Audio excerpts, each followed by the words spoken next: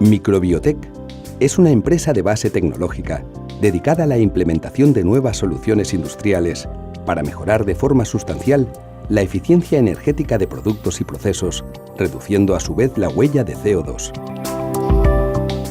Para ello ha desarrollado una tecnología patentada que es capaz de incrementar muy rápidamente la temperatura de cerámicas técnicas mediante su iluminación con microondas.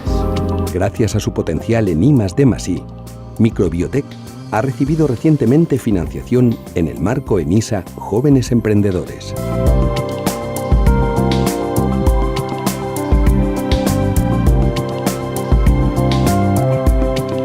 El equipo de Microbiotech está formado por un grupo de expertos en sus áreas de conocimiento que son capaces de trabajar de forma sinérgica para desarrollar conjuntamente tecnologías disruptivas de eficiencia energética.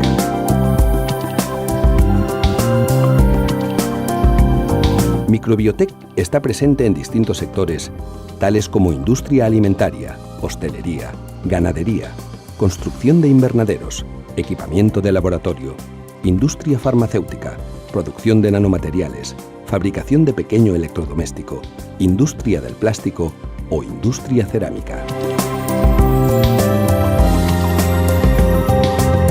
La tecnología desarrollada por Microbiotech está basada en la generación de calor ultrarrápido en cerámicas técnicas alimentadas por microondas mediante tecnología planar, consiguiendo gran homogeneidad en la distribución de temperatura y altísima eficiencia energética.